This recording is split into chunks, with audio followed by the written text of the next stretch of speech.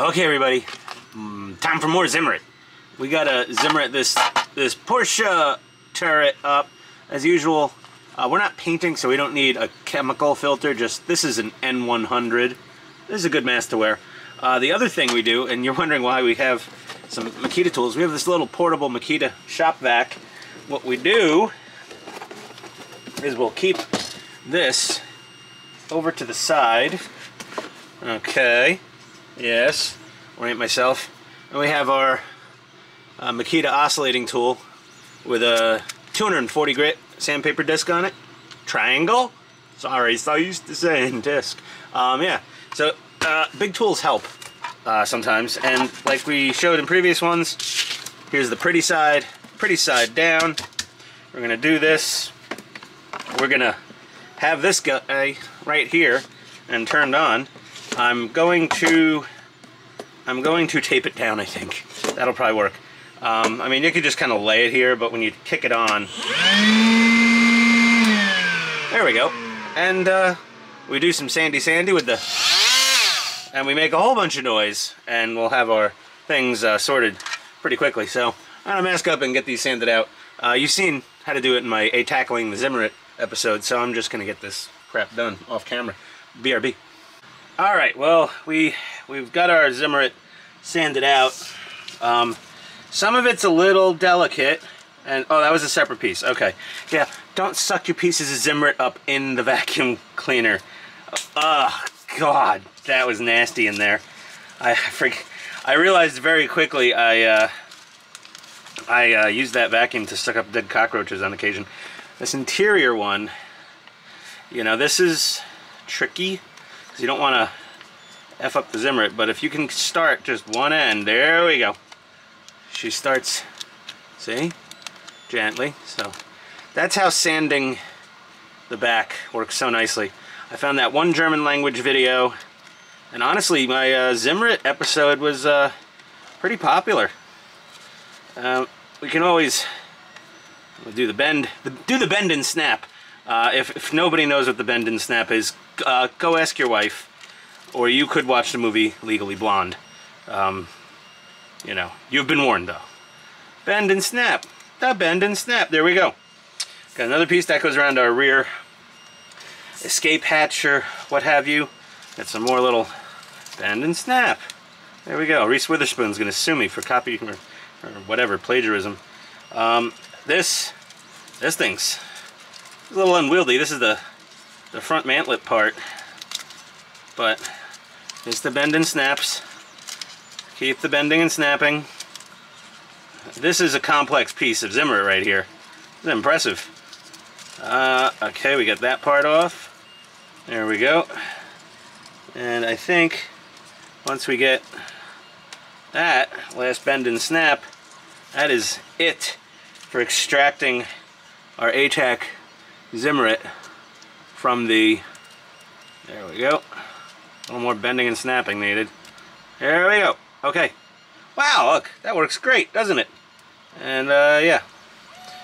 And we just got to get it all glued on here. Now, previously I was using the Unibond No More Nails because I heard some bloke over in the UK on the forums recommended using it, and it worked fine. It gave a lot of working time. Too much working time. 24 hours of working time.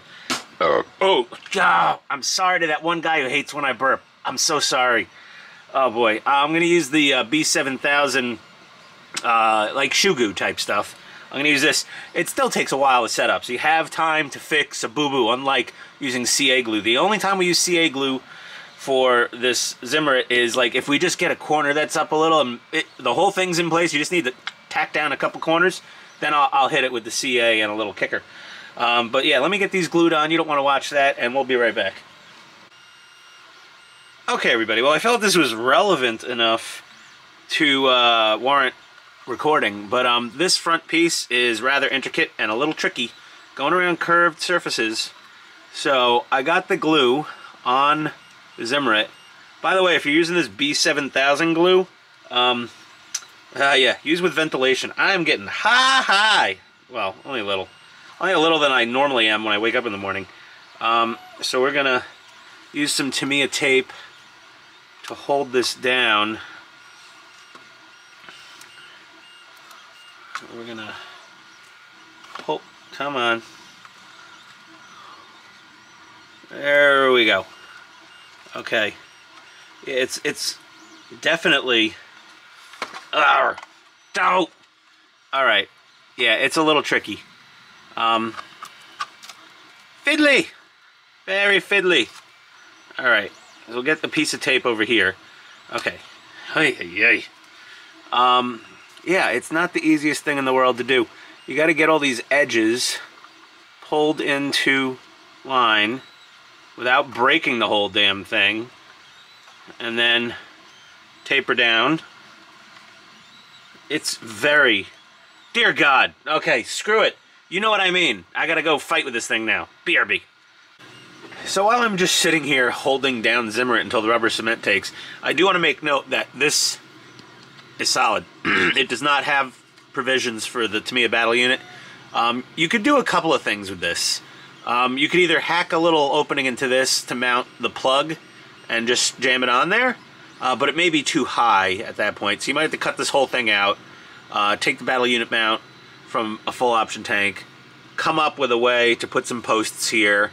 Otherwise, what would be awesomer, maybe not legal at your tank battling ground, is you could put the receiver sensors in the cupola windows. That would be slick. The problem I have with the Tamiya battle systems, or any of the battle systems, is, you know, they look kind of like a big zit, big wart on the thing. That would be slick, putting them in the windows. Again, legality of your tank battling organization and or location, who knows. But yeah, you could either hack a plug in there or chop it all out and do some posts made out of sprue or whatever. Just an FYI. You know, they say as boring as watching paint dry. Yeah, it's as boring as waiting for rubber cement to cure to hold your Zimmerit down. Honestly, all the Zim goes on super easy from ATAK.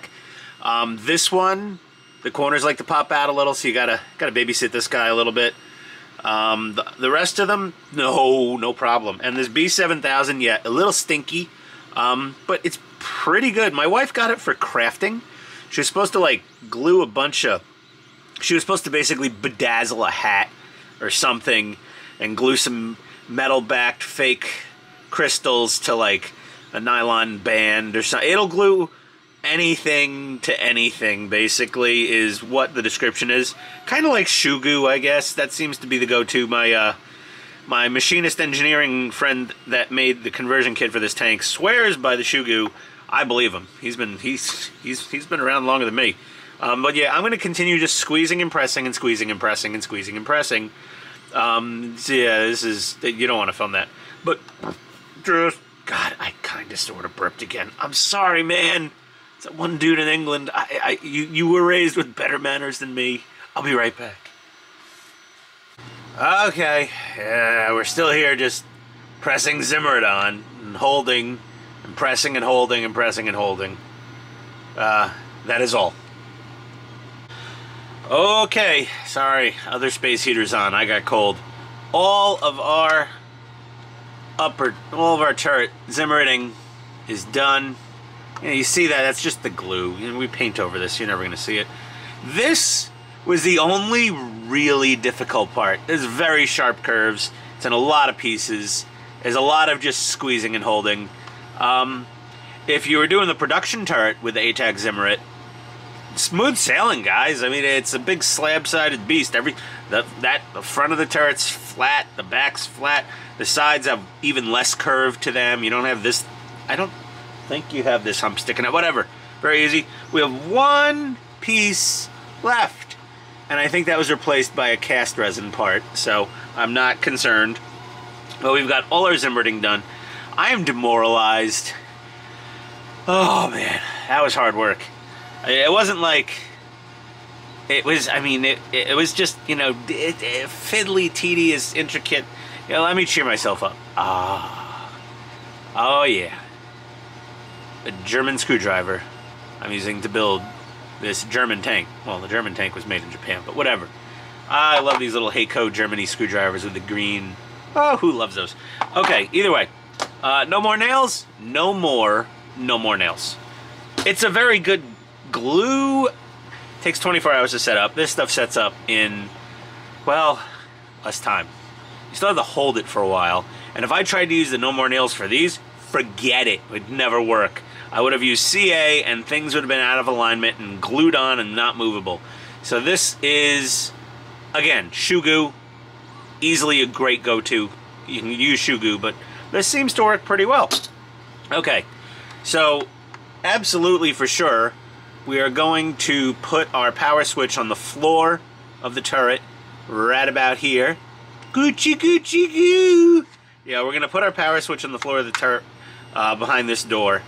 So that'll be in similarly placed to on the production turret where they put it right under here, but accessible from the outside.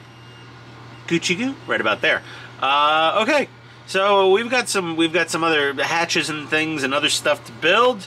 You know, we're gonna do that, and there we go. That's it. I'm still trying to figure out what to do with the leftovers of these two kits. We're gonna have a full static kit with a set of actual pre-assembled tracks, obviously, instead of the separate tracks. We're gonna have a full kit with a production turret, and the rest of the kit will all be the Porsche turret pre-production. But from the turret down, they were both the same. There was really no differences in the kits that I can tell so far. Not many, at least. There were these you know, these anti-grenade things or whatever these were with some, you put some nylon mesh on them. Whatever. I'm gonna have a big pile of parts to build a son of a, my photo etch got bent. It's off camera, but yeah. Whatever. We just glue it down with crazy glue. I don't know what to do with the leftovers. I mean, I paid money for both of them. I don't know what to do. Should I sell them? Give them what? I don't know. Yeah, we'll see. Maybe we'll have a lottery for someone to buy it for like super cheap. I just need this. I need to subsidize the channel somehow. So we'll see. We'll see what happens. I'm not sure if this is the end of this video or not, but we'll have some more stuff going on. BRB, or see you next time. Welcome back to the world of King Tiger turrets. I am your host, Ian. Okay, so we've got the Porsche pre-production turret pretty much all done up. We had to do, so there's some interesting differences here. So like this little hatch here is a separate piece you glue on. This guy probably goes here. This has a little open hole, and that is closed.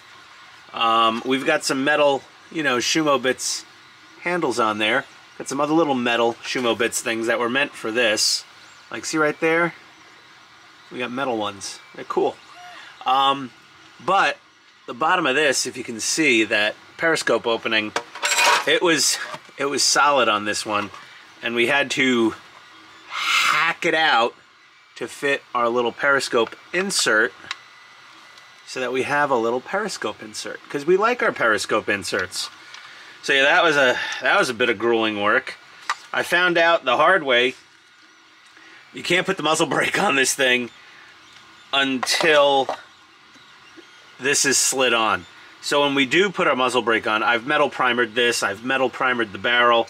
After we put our little doohickey on here, we'll put the muzzle brake on, and we have the little, let me reach over and get it. We have a little metal muzzle brake with the bolts on the side. So what we'll do is we'll just use a little like Elmer's rubber cement on that part, so that if we ever needed to remove it, we could just kind of like loosen the bolts and like wiggle it off of there, so that we could then slide this off if we ever needed to dismantle the turret. I want to make this thing somewhat serviceable. So here we go. We've got this. She's together. Look at that. That's going to be nice. And then we're going to have our little brakey brake, and we can push it in a tiny bit more. Get a nice tight toit fit. What a toit body. This is looking nice. So the the upper turret is pretty much done. Dunzos. It seemed to have fit better yesterday. Something's going on. No. We just gotta squeeze it together and screw it shut. And it'll be fine. It will be just fine. Because to get all of this stuff to fit in a somewhat factory way, like I had to shave a little bit metal off of here.